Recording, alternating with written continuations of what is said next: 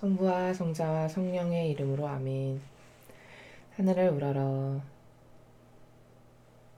사랑할 하느님 아버지 뜻 안에서 스승이신 예수님과 도움이신 성령님과 사랑할 성모님과 성요셉 아버지와 성미카엘 대천사와 하늘의 모든 거룩한 천사들과 성인들의 전구를 청하며 기도드립니다. 사랑할 예수님과 성령님과 어머니, 오늘도 아버지께서는 아버지의 그 다스림의 나라에 많은 원리들을, 그 참된 사실이요 참된 진실인 진리를 이 인류에게 가르쳐 주시고 깨닫게 해주고 계십니다. 아버지께서 주시는 그 무한하신 사랑에 온 인류가 올바르게 반향드리고 화답드릴 수 있도록 저희 사명과 이 메시지를 듣는 모든 영혼들이 대신 배상과 보습을 드리며 아버지께 그 드리지 못한 모든 사랑과 감사와 찬미와 영광과 영예와 권능과 마땅히 받으셔야 할 그 권리를 다 돌려드리오니 부디 너그러이 받아주시옵소서. 또한 아버지께서 오늘도 주시는 이 진리의 나라를 통해서 저희가 더 많이 아버지께 기쁨을 드리고 아버지께 기쁨만을 드리고 사랑만을 드리는 그런 영혼들, 존재들이 될 수 있도록 축복하여 주시옵기를 갈망으로 청원드립니다. 아멘. 성부와 성자와 성령의 이름으로 아멘.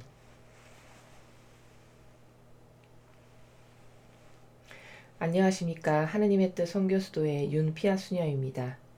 오늘도 하느님께서 이 인류에게 주신 진리의 말씀을 통해서 아버지의 신적인 질서의 나라가 어떤 나라인지, 하느님의 다스림의 원리에는 어떤 것이 있는지, 또 그 다스림의 원리에서 벗어난 인간의 모순적인 것은 어떤 것이 있는지 살펴보고 반성하고 또 회개하고 뉘우치며 아버지께 올바른 사랑과 기쁨을 드리는 우리들이 되기를 다짐하면서 이 메시지 함께 보시겠습니다.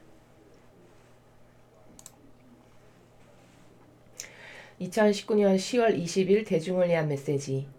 저 무리는 또다시 하느님 아버지의 성심이라고 알게 된 큰 불꽃을 봅니다. 하느님 아버지께서 말씀하십니다. 자녀들아, 진리의 편에 서고 진리에 매달려라. 진리는 바로 너희가 내 외아들의 행위의 공로로 구속되었다는 사실이다. 그러나 너희의 구원은 너희가 매 순간 내리는 결정에 달려있다. 한 번 진리의 편에 섰다고 너희가 구원되는 것은 아니다. 너희는 매 현 순간마다 거듭거듭 거룩한 사랑을 선택해야만 한다. 만약 너희가 천국과 지옥이 실제하며 너희의 선택의 결과는 이 둘 중 하나라는 사실을 완전히 이해한다면 모든 생각과 말과 행위에 매우 세심한 주의를 기울일 것이다. 그러나 사람들은 지금 마치 천국이나 지옥이나 연옥이 존재하지 않는 것처럼 살아가고 있다. 진리를 믿지 않는다고 해서 진리가 바뀌는 것은 아니다. 이 사실은 이 메시지들을 믿지 않는 이들의 경우에도 마찬가지다. 그들의 불신이 천상이 이곳 성지에서 말하고 있다는 사실을 바꾸지는 못한다. 내 자녀들아, 너희의 현 순간이 반드시 천국을 얻는 데 사용되게 하여라. 갈라디아서 6장 7절에서 10절. 착각하지 마십시오. 하느님은 우롱당하실 분이 아니십니다. 사람은 자기가 뿌린 것을 거두는 법입니다. 자기의 육에 뿌리는 사람은 육에서 멸망을 거두고 성령에게 뿌리는 사람은 성령에게서 영원한 생명을 거둘 것입니다. 낙심하지 말고 계속 좋은 일을 합시다. 포기하지 않으면 제때 수확을 거두게 될 것입니다. 그러므로 기회가 있는 동안 모든 사람에게, 특히 믿음의 가족들에게 좋은 일을 합시다. 주님의 말씀입니다. 하느님 감사합니다.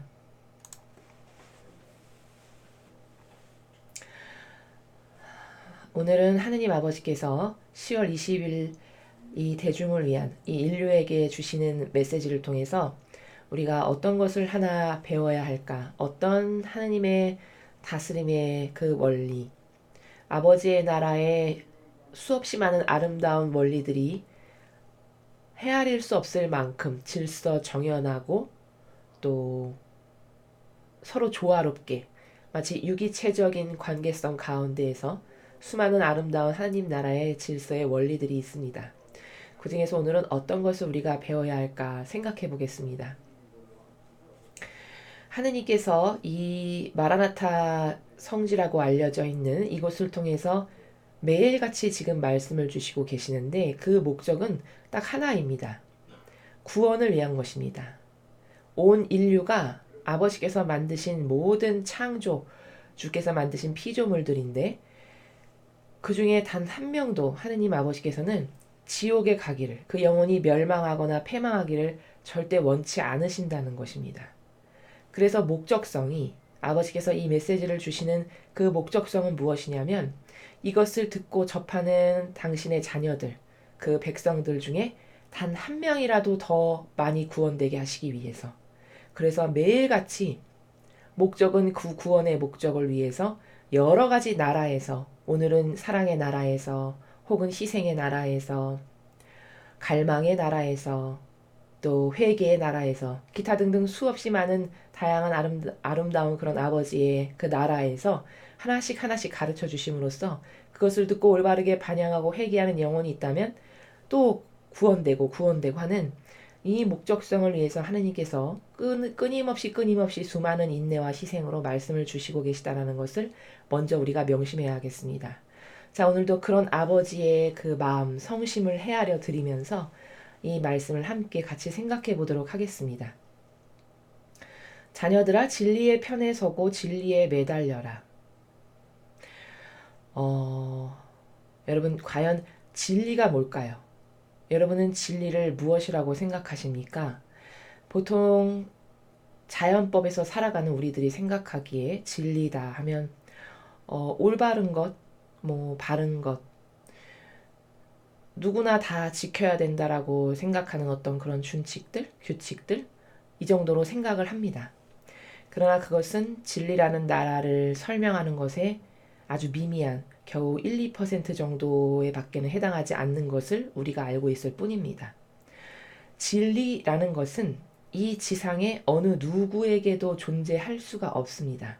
왜냐하면 진리라는 단어의 본질적인 그 의미를 살펴보면 참되다라는 것이기 때문입니다. 참된 사실이고 참된 진실, 이것이 바로 진리라는 나라의 올바른 해석입니다.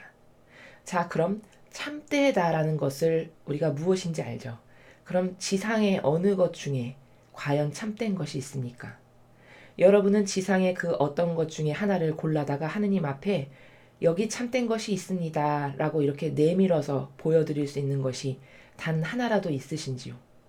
저는 아무리 찾아봐도 참되다라고 해서 하느님 아버지께 이것이 참됩니다 아버지, 전 이것을 따르겠습니다라고 내밀 만한 것을 단 하나도 발견하지 못했습니다. 그러므로 이 지상에 어느 누구의 가르침, 어떤 현자의 현학적이고 좋아 보이는 말, 어떤 유려하고 교묘한 마귀가 내뱉는 마치 사람을 위하는 것 같고 사랑을 하는 것 같고 부족한 이를 껴안는 것과 같은 그런 코스프레적인 그런 말, 그 어떠한 나라에도 이 진리는 이 지상에 존재하지 않는다라는 것을 우리 모두는 인정할 수밖에 없습니다. 따라서 진리라는 것은 하느님 아버지의 뜻, 완벽하신 그분의 다스림, 알파여 오메가시어서 온 인류의 중재자시고 주권자시며 우주 만물의 창조주이신 딱 유일무이한 한 분, 그분께만 오로지 참된 것이 다 들어있습니다. 그럼 하느님 아버지는 눈에 보이지도 않고 막연하거나 피상적인 존재로 여기기가 매우 쉽죠. 그럼 이것을 더 구체적으로 잘 알고 싶다. 과연 진리가 무엇일까? 라는 것을 구체적으로 알고 싶다면 누구를 보면 될까요? 예수님과 성모님을 보시면 됩니다. 하느님 아버지의 그 완벽하신 참된 사실이요 참된 진실인 그 진리를 지상에 살아가는 불쌍하고 가여운 자녀들에게 가르쳐주고 이끌어주시고 깨닫게 하시기 위해서 예수님께서 2000년 전에 지상에 오셨죠. 한계적이고 그리고 죄악으로 가득한 그 육이라고 하는 인간의 껍데기를 일부러 쓰고 오셔서 이 지상에서 제자들을 통해서 또 수없이 많이 만나셨던 그 군중들을 통해서 사랑하는 자녀들을 통해서 하나님 아버지께서 어떤 분이시고 그분의 다스림의 나라는 어떤 원리들로 가득 차 있으며 어떤 것이 참된 것이고 어떤 것이 악인지 이런 숱한 수많은 것들을 가르쳐 주시고 깨닫게 하셨습니다.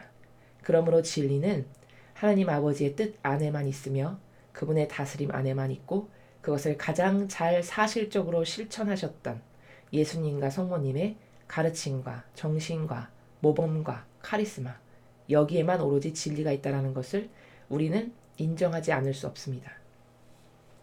그런 진리, 바로 그런 진리의 나라, 그렇게 완벽하고 유일무이하게 참된 그런 진리의 편에 서고 거기에만 매달려라. 즉 너는 오로지 너의 한평생의 삶에 어떤 가치 기준을 따르고 네가 지표로 삼고 싶은 것이 있다면 그것은 진리가 되어야 한다. 왜냐하면 참된 것은 그것밖에 없기 때문이다.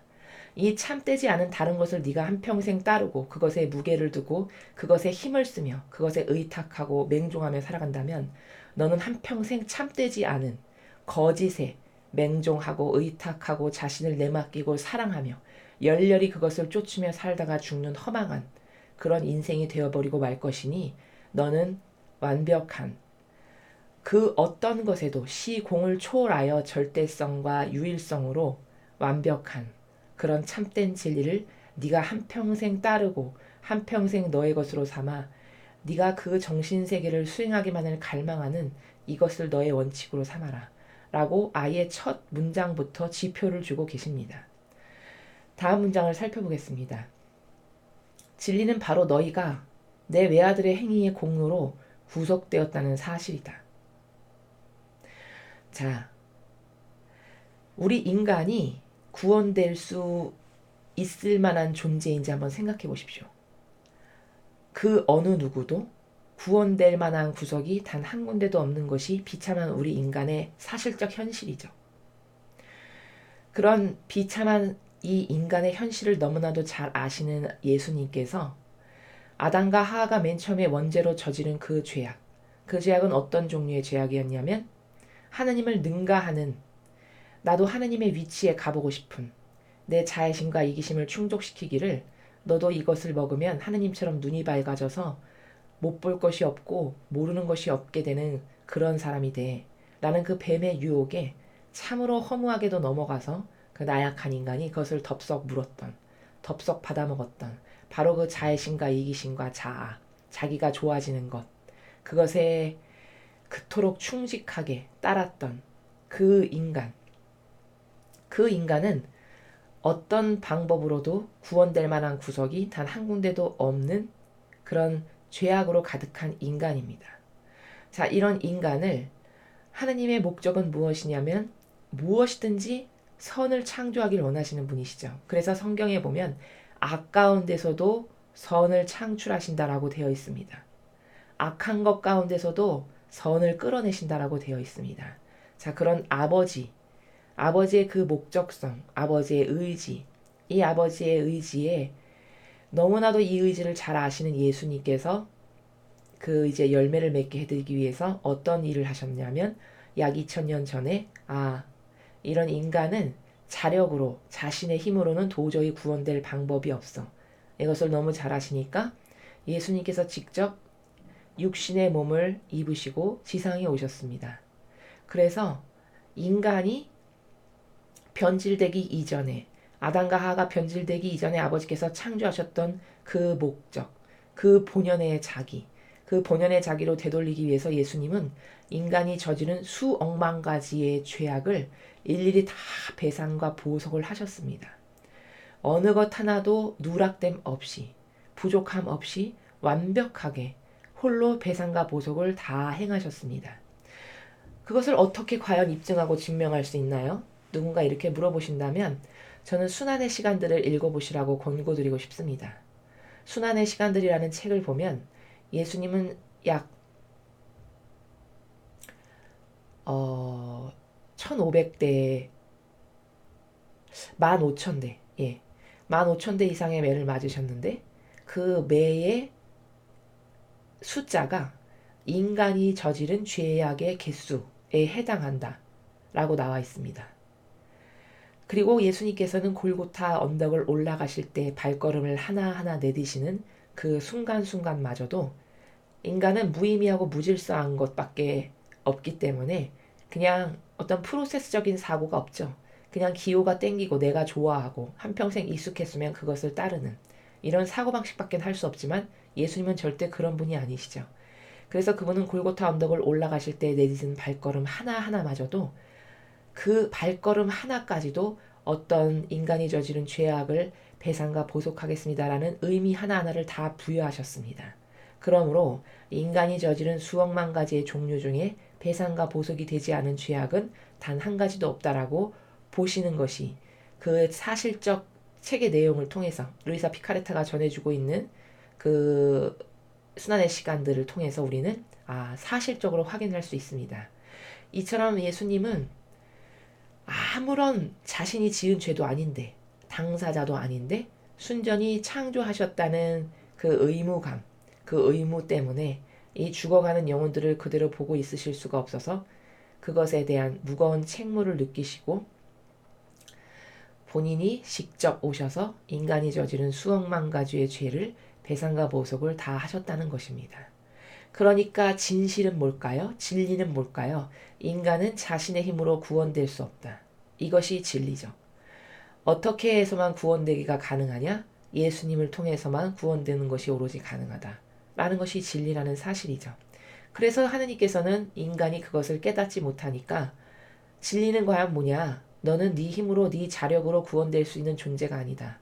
너는 순전히 내 외아들의 행위의 공로. 행위의 공로가 뭐죠? 의로움의 희생이죠. 공로라는 것은. 그 의로움의 희생으로 순전히 그분의 덕택으로 구속될 수 있었다라는 사실이 바로 진리다라는 것입니다. 그 다음 줄을 보시겠습니다. 그러나 너희의 구원은 너희가 매 순간 내리는 결정에 달려있다. 자, 두 번째 문장과 세 번째 문장의 사이에 그 갭의 나라를 우리가 이해해야 됩니다. 아니 예수님 때문에 구속됐다면서 매 순간 내리는 결정에 구원이 달려있다는 건 또 무슨 말인가? 마치 모순되는 것처럼 보이는데 이게 어떤 나라인가? 그러니까 이렇습니다, 여러분. 고등학생이 서울대를 우리나라에서 제일 훌륭한 명문대가 서울대라고 가정했을 때 모든 고등학생이 서울대에 갈 만한 자격 기준이 똑같이 주어집니다. 무엇으로써요? 수능시험을 볼 수 있는 자격이 주어짐으로써요. 어느 누구도 기회가 완벽하게 공평하게 주어지죠. 이것이 바로 예수님께서 이 지상에 오셔서 배상과 보속을 함으로써 모든 인간이 구원될 수 있는 기준 자격점에 다 갖다 놓았다라는 것이 바로 두 번째 줄에 설명하신 내 외아들의 행위의 공로로 구속됐다라는 나라입니다. 그러니까 즉 다시 말씀드리면 하나님께서는 아담과 하와를 모든 것이 다 갖춰져 있는 에덴 동산에서 한평생 살기를 원하셔서 그곳에서 창조하셨는데 자신의 스스로의 의지로 자신의 뜻으로 아버지의 뜻에 거스르는 짓을 함으로써 스스로 죄인이 돼서 그 에덴 동산에서 쫓겨나게 됐습니다. 즉 그 쫓겨나게 된 비참한 인간이 지금 현실 우리가 살고 있는 바로 이 지상에서 존재하는 우리의 모습입니다. 자, 그럼 이 오히려 퇴화돼서 이 감옥과도 같은 지상으로 쫓겨난 이 인류가 구원될 수 있게 하기 위해서는 먼저 그 제로 베이스의 위치에다 갖다 놔야 되겠죠.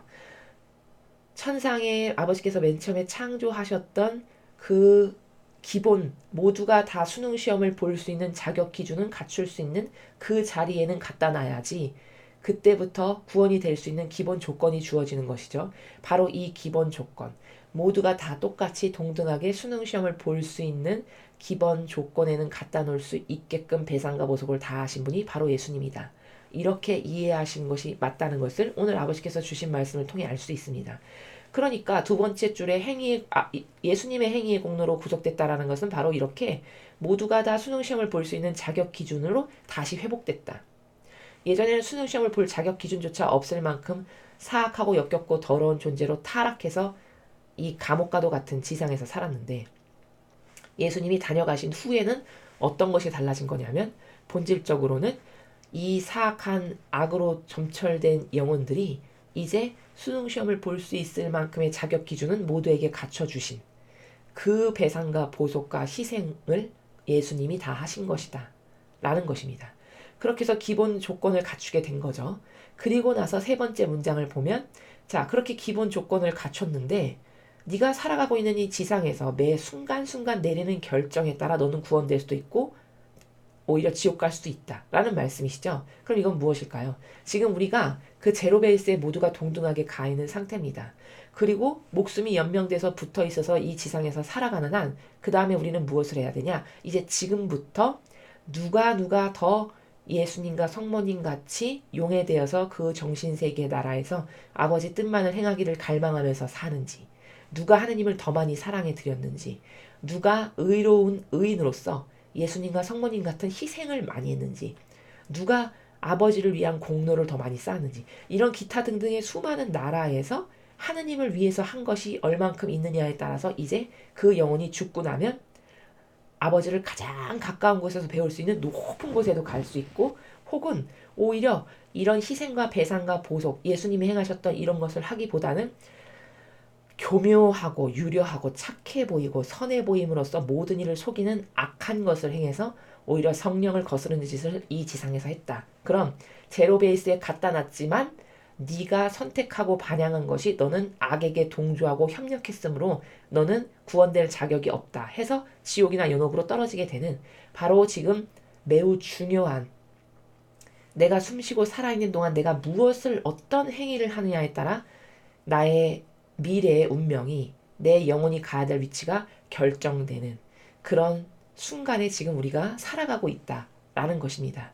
그래서 세 번째 줄은 아버지가 말씀하시기를, 네가 매 순간순간 어떤 걸 결정하느냐, 네가 나를 위한 것을 결정하는지, 아니면 네 자아가 원하는 것을 결정하고 따르고 사는지, 혹은 마귀가 좋아하는 것들을 네가 아무것도 모른 채 협력하고 동조하고 따라가고 맹종함으로써 결국 마귀와 하나 됐으니 어떻게 돼야 될까요? 지옥을 갈 수밖에 없겠죠. 이렇게 되는지, 그 천차만별의 위치에 가게 되는 것은 지금 네가 여기서 맺는 행위의 그 열매의 결과, 그거에 달려있다라는 것을 말씀해주고 계십니다. 한 번 진리의 편에 섰다고 너희가 구원되는 것은 아니다. 자, 여러분, 매우 중요한 말씀이죠. 한번 예수님과 어머니 사랑합니다. 저는 진리만을 따르겠습니다. 끝. 아버지 사랑합니다. 저는 아버지만을 따르겠습니다. 라고 말하고 행위의 결과의 열매를 맺은 것이 하나도 없어요. 예를 들면 그런다고 해서 네가 구원되는 것이 아니다. 그러니까 이 말씀의 나라는 어떤 것이냐면, 네가 그냥 한번 세례받았다고 해서, 네가 성당을 다닌다고 해서 네가 절대로 구원되는 건 아니다. 네가 성당을 다니건 세례를 받았건 그런 것이 아예 무관한 것은 아니지만 네가 이 지상에서 어떤 행위의 열매를 맺었는가에 따라서 네가 갈 수 있는 나라가 결정되는 것이다. 그러니까 세례받고 교회 다닌다 해서 구원받았네 기뻐하는 이 나라는 아버지께서 말씀해 주시는 오늘 어떻게 해야 구원이 되고 어떻게 해야 하느님 나라에 갈 수 있는지, 천상의 시민이 될 수 있는지에 대한 나라를 모르는 것과 같습니다. 너희는 매 현 순간마다 거듭거듭 거룩한 사랑을 선택해야만 한다. 답을 아예 가르쳐 주시죠. 네가 한번 저는 주님을 믿습니다. 예수님과 어머니를 믿습니다. 이렇게 한다고 해서 구원되는 것이 아니다. 네가 이 지상에서 무엇을 했느냐에 따라, 네가 맺은 열매에 따라 너의 운명이 결정되는 것이다. 성경에서 예수님은 이것을 어떻게 말씀하셨냐면, 주님 한다고 해서 모두가 다 아버지 나라에 갈 수 있는 것은 아니다. 아버지 뜻을 행한 자라야만 하늘나라에, 아버지 나라에 갈 수 있다 라고 말씀하셨습니다.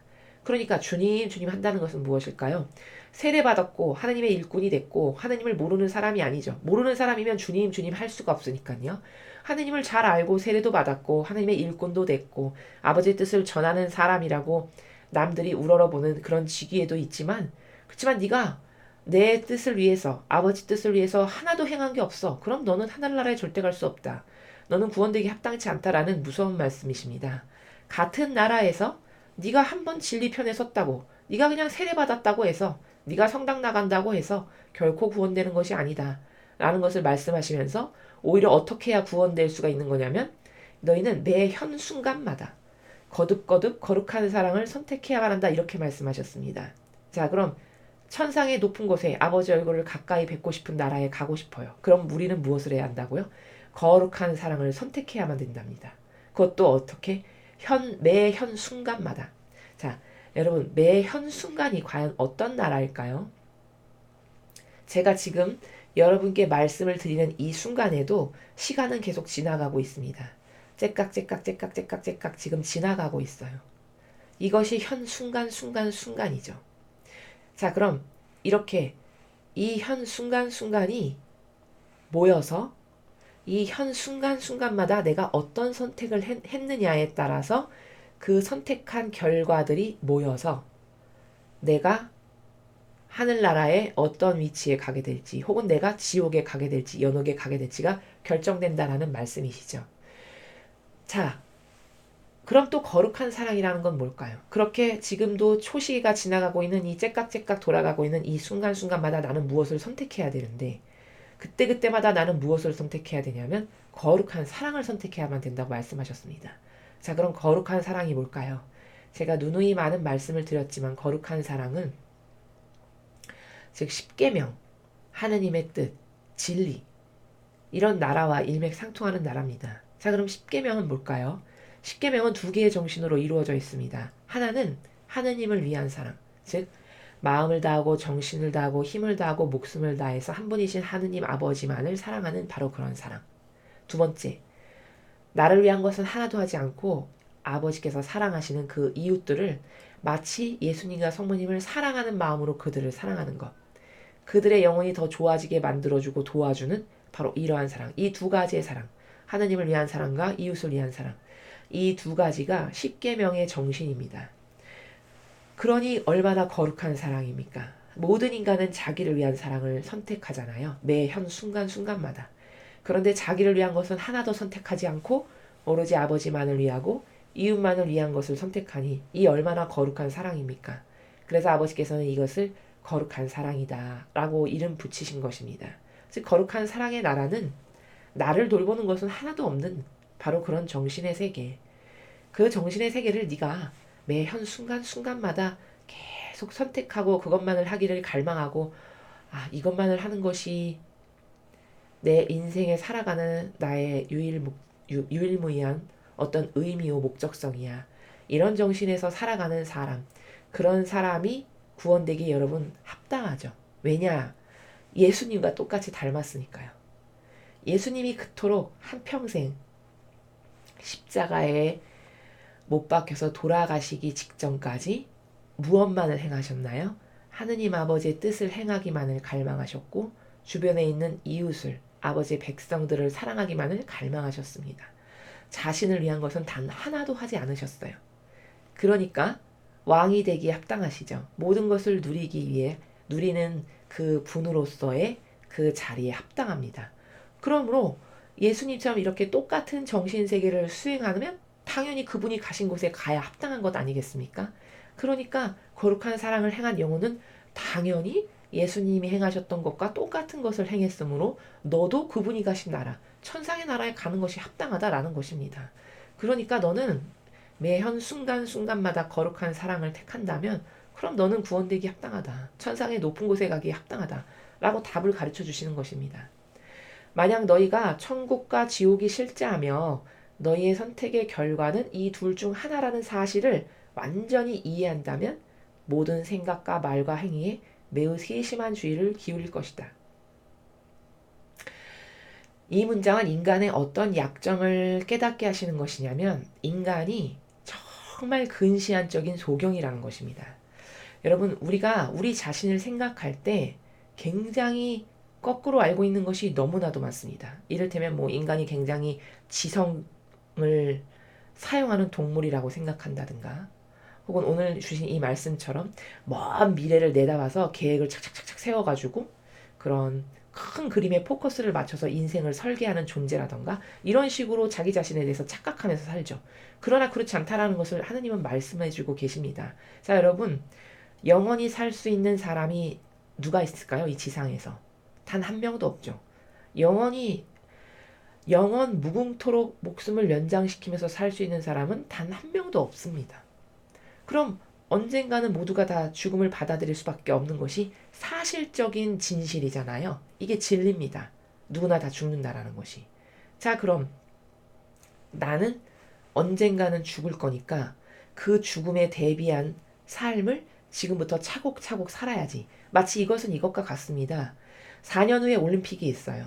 그럼 혹시 내가 메달을 딸 수 있는 유망한 기대주라면 나는 4년 내내 어떤 정신세계의 나라에서 살 수밖에 없냐면 1분 1초도 아까워서 쪼개 쓰면서 금메달을 따기 위한 그 목적 하나만을 바라보고 매 순간순간, 매 현 순간순간을 그것만을 위한 도전과 훈련과 노력과 고통과 극기와 희생으로 모든 삶을 살아가겠죠. 이것이 먼 미래를 바라보는 한 인간이 수행하는 삶을 살아가는 나라입니다. 부족한 인간도 4년 후에 올림픽이 열릴 것을 몇 날 며칠 몇 월 몇 시에 열릴 것이 딱 정해지면 디데이가 정해지면 그때부터 그 선수는 그 시간과 때에 맞춰서 정확하게 모든 것을 다 프로세스 가운데 계획적이고 규칙적이고 그리고 무질서하지 않은 나라에서 모든 것을 수행해서 그것만을 위해서 고통도 감수하고 희생도 감수하고 인내하며 극기하고 포기할 것을 다 포기하는 이런 훌륭한 정신의 나라에서 훈련을 받는다는 것이죠. 자, 그러나 인간은 이것보다 더 중요한 이것은 없어지고 말 하나의 메달이잖아요. 이것이 영원무궁한 나라에 내 영혼에 도움이 된다던가 영원무궁토록 변치 않을 하나의 가치로운 것이 아니지 않습니까? 이 지상에서 그냥 소멸되고 말 하나의 가치잖아요. 그런 것도 이렇게 열심히 하잖아요. 그런데 이 인간이라는 존재는 얼마나 모순적이냐면 영혼이라는 것이 사실적인 납니다. 왜냐? 영혼은 소멸되지 않으니까요. 영혼은 나는 죽어도 내 영혼은 어딘가에 천상이건 지옥이건 연옥이건 가서 거기서 존재하는 것입니다. 존재 영원무궁토록 하는 것이에요. 이게 영혼입니다. 그럼 영원무궁토록 존재하는 그 나라에서 살아갈 것을 대비하는 것이 얼마나 중요할까요? 이건 소멸되지도 않는 영원성 가운데 있는 것인데 엄청 중요한 일이죠. 그러나 내가 죽은 다음에 이렇게 가야 될 나라가 분명히 실제하고 사실적으로 존재하지만 내가 죽으면 어느 나라에 갈지 갈 나라에 대해서 궁금하지도 않고 별로 뭐 죽어서 가면 가는 거지 뭐 이런 나라 이런 나라에서 모든 사람이 살아가니까 하나님 아버지께서 말씀하시기를 네가 천국과 지옥이 사실적으로 있어가지고 네가 죽고 나면은 그 둘 중 가운데 하나 떨어질 텐데 네가 그것을 굉장히 이 내재적인 깨달음으로 그것을 인지하고 살면 마치 올림픽 선수가 경기를 준비하듯이 그렇게 살면 너는 지금 이 지상에서 너 삶을 매 초마다 얼마나 값지게 쓸까? 네가 지옥 가지 않기 위해서 영원한 곳에 가기 위해서 뜨거운 갈망을 하며 지옥 가지 않기 위해서 죄를 굉장히 경각심을 가지면서 이렇게 살 텐데 너는 그렇지 못하다라는 것이죠. 여기 그래서 세심한 주의라고 말씀하셨습니다. 굉장히 세심한 주의를 기울이겠죠. 생각과 말과 행위 모두에 있어서. 그러나 인간은 그렇게 하지 않죠. 인간의 이 모순적인 사고방식은 시한부 인생을 받아야만 그때서야 엉엉 울고 펑펑 울고 회개하고 뉘우치며 3개월 남았는데 내가 지난날 왜 그렇게 살았을까 이런 비참한 나라 이런 비참한 나라에서 하루하루 시간을 보내고 마는 소요시키고 마는 바로 이런 존재가 우리 인간이라는 것을 직시해야 됩니다.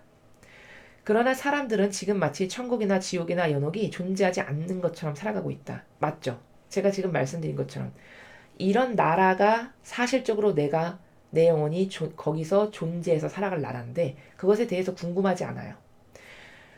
궁금하지도 않고 또 그런 나라에 가려면 내가 어떻게 해야 되나? 이런 것도 전혀 관심이 없습니다. 그냥 오늘 하루 잘 먹고 잘 살고 내가 밥벌이를 하는데 부족함이 없고 내가 잠잘 수 있는 집이 있고 먹고 사는 것에 걱정이 없고 뭐 당장 아니하고 누리는 것이 있고 만족할 만하고 자만할 만한 것이 있다. 그럼 아무도 이런 것에 관심을 기울이거나 알려고 하거나 깨달으려고 하는 사람은 더더욱 없습니다. 자, 근데 여러분 한번 생각해 보십시오. 그럼 교회는 무엇을 해야 할까요? 세상에 살아가시는 분들은 천국이나 지옥이나 연옥에 대해서 관심이 없을 수밖에 없는 환경에 살아가고 계시죠. 왜냐하면 그 가족들을 먹여 살려야 되는 이런 현실적인 강박한 환경, 이 척박한 환경들, 내가 처해 있는 놓여 있는 이 현실에 눌릴 수밖에 없는 그런 환경 가운데서 살아가기 때문에 더더욱 천국과 지옥과 연옥에 대해서 관심이 없으시죠. 자, 그럼 죽은 다음에 영혼이 사실적으로 실제하는 것인데 그게 진짜 난데 그 영혼은 소멸되지 않고 영원히 사는 거고 영원히 존재하는 건데 천국이나 지옥이나 연옥 가운데 한 군데를 가는 것입니다. 라고 이런 것을 사실적으로 가르쳐야 될 책무가 누구에게 있나요? 교회에 있죠. 교회가 이것이 얼마나 중요한 거고 얼마나 무서운 일이며 한번 그렇게 처해 있는 환경을 절대로 바꿀 수 없다라는 이런 진리를 가르치지 않았기 때문에 이 세상에 살아가는 모든 영혼들이 이 나라에 대해서 관심이 없는 것입니다. 게다가 더더군다나 이거를 거꾸로 가르친다면 그 죄악은 얼마나 클까요? 교황이 얼마 전에 이런 말을 하였죠. 지옥은 존재하지 않는다. 그냥 단지 영혼 소멸만이 있을 뿐이다. 자, 여러분. 하느님 아버지께서 친히 말씀하시기를 이렇게 천국과 지옥과 연옥이 존재한다라고 아예 못 박아서 말씀하셨습니다. 성경 어디에도 지옥이 존재하지 않는다라는 나라는 없어요. 그럼 하느님이 설정하신 이 설정값이 있으신데 모든 것을 창조하신 그분의 다스림의 법칙의 원리에 천국과 지옥과 연옥이 이렇게 존재하는데 사실적으로 이것을 거꾸로 뒤집어 가지고 존재하지 않는 것처럼 이렇게 가르친다. 이렇게 성도들에게 전파한다. 이 죄악이 얼마나 클까요? 이것을 가르쳐도 모자랄 판에 뒤집어 엎어서 없는 것처럼 마치 실제하지 않는 것처럼 주입시킴으로써 모든 영혼이 막 살아도 되는 이 마귀적 환경을 조성하는 이 죄악이 얼마나 클까요? 이 모든 죄는 이런 것을 가르치지 않은 교회에 있다라는 것을 어느 누구도 부인할 수 없는 냉정한 사실입니다. 이것은 세상에서 가르칠 의무가 있는 것이 아니라 교회에서 가르칠 의무가 있는 것입니다.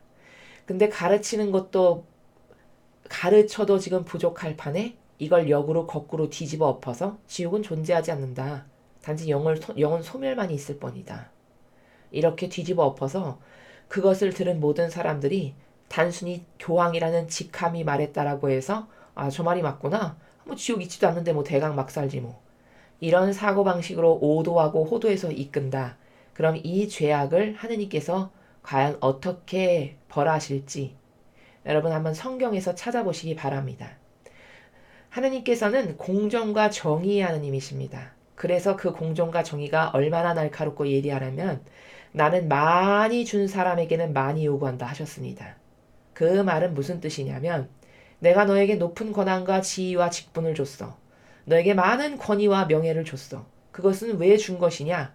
너가 아버지의 뜻을 잘 가르쳐서 내 양들을 똑바로 이끌어서 예수님과 성모님의 정신세계에 그 양들도 갈 수 있게끔 이끄는 그런 도구적 역할을 똑바로 하라고 내가 너에게 이런 직함과 직분과 명예와 권위를 줬는데 너는 그것을 오히려 마귀에게 영혼을 팔아먹는 것으로 썼어.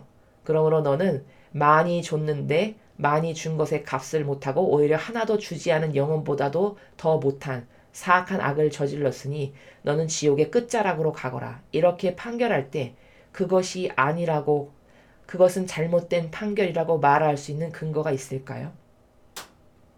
한번 잘 생각해 보십시오. 진리를 믿지 않는다고 해서 진리가 바뀌는 것은 아니다. 여러분, 인간은 착각하면 안 되는 것이 예를 들어 높은 직분과 직위에 있는 사람이 아 이것은 이렇다 라고 선언을 했어요. 어떤 하느님의 이 다스림의 원리와 법칙과는 다른 나라를 선언을 했습니다. 그렇게 그가 선언한다고 해서 진리의 원리가 바뀐다거나 그 법칙이 달라지거나 하느님께서 판결하시는 그 판결의 기준이 달라지는 것이 절대 아닙니다. 오히려 그렇게 뒤집어 엎어서 잘못된 것을 가르친 그 죄악은 얼마나 크게 심판받을지가 성경에 다 나와 있습니다.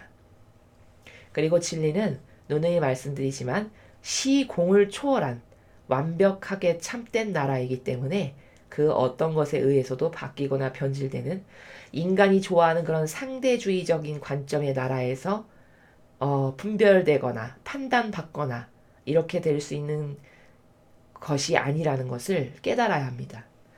이 사실은 이 메시지들을 믿지 않는 이들의 경우에도 마찬가지다. 아버지께서 지금 30여 년간 이 성지에서 발현하셔서 여러 성인과 예수님과 어머니와 이제 마지막에는 아버지까지 말씀을 주고 계십니다. 근데 이토록 30여 년간 말씀을 주셔도 믿지 않는 사람들이 참 많죠.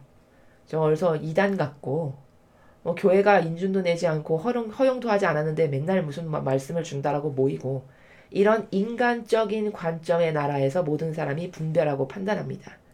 근데 이런 인간적인 관점의 나라에서 분별한다라는 것이 얼마나 어리석은가.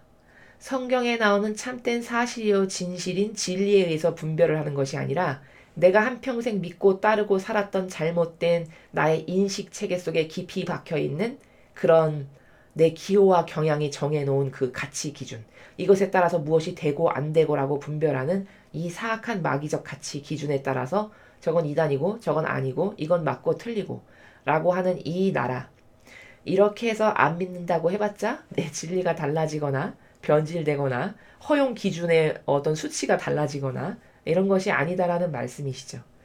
그들의 불신이 천상이 이곳 성지에서 말하고 있다는 사실을 바꾸지는 못한다.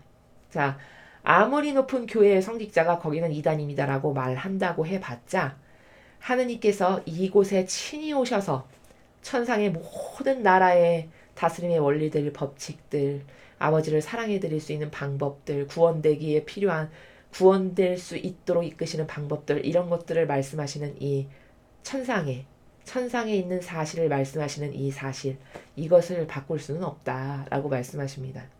내 자녀들아, 너희의 현 순간이 반드시 천국을 얻는 데 사용되게 하여라. 오늘도 이 말씀을 주신 목적성을 맨 후미에서 밝히고 계시죠. 내가 오로지 이토록 사악한 마지막 시대에 끊임없이 이야기를 하는 이유는 하나다. 내 자녀들을 천국으로 인도해서 구원되게 하기 위해서 아무도 똑바르게 가르치지 않으니까 교회라는 곳이 성도들을 어떻게 하면 구원되고 어떻게 하면 더 올바른 것을 믿고 따르게 해서 하느님 아버지께 가까이 인도해 주고 가까이 그분을 배울 수 있는 정신세계를 구현하게 할까, 이런 것을 가르치기 위해서 직함과 직분과 권위를 줬는데 아무도 그걸 안 하니까 직접 나서신 겁니다. 직접 나서셔서 한 사람을 선택하셔서 매일같이 가르치시는 거죠. 인류를 직접적으로. 마치 2000년 전에 예수님께서 수많은 군중을 벌판 가운데서 가르치셨듯이 그때 예수님의 마음을 이렇게 표현하셨습니다.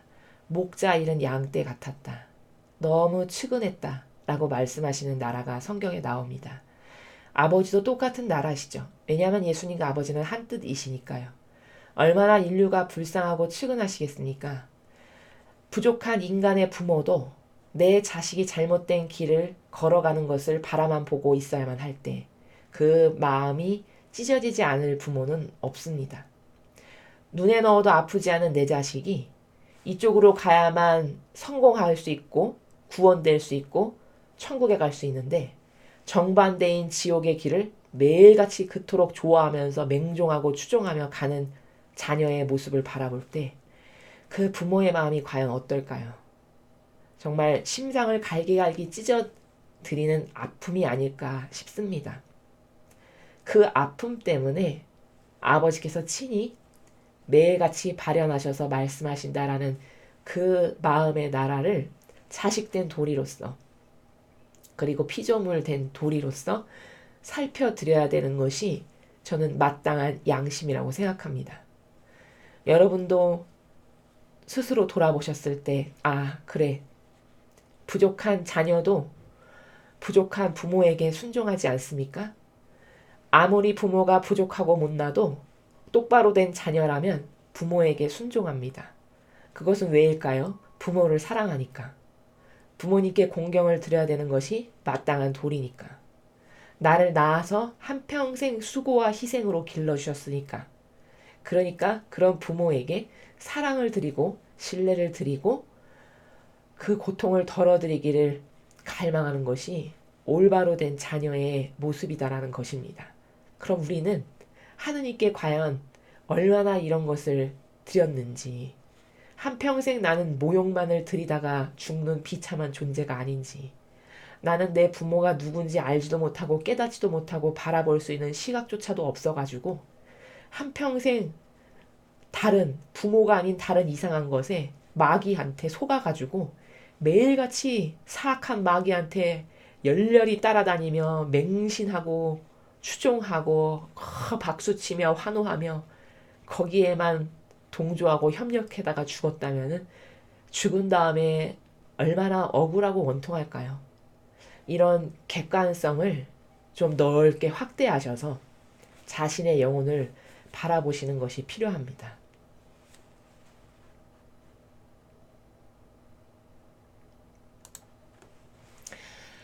여러분, 오늘도 우리가 하나님께서 인류에게 주신 그 메시지의 말씀의 내용을 함께 살펴보았습니다. 아버지의 마음을 헤아려 드리는 것이 이 마지막 시대는 바로 회개를 하는 것입니다. 아버지가 얼마나 많은 상처를 받고 고통 중에 계신지를 단 1초라도 한번 생각해 봐서 눈물 흘리면서 회개할 수 있는 그런 아름다운 영혼을 지닌 우리가 되기를, 그렇게 회개해서 돌아가는 탕자와도 같은 그런 우리가 되기를 여러분 모두 아버지 뜻 안에서 예수님과 어머니 하나 되신 성심을 통해서 봉헌드리며 아버지의 뜻으로 모두 축복을 드립니다. 오늘도 2019년 10월 20일 대중을 위한 메시지 해설을 마치겠습니다. 감사합니다.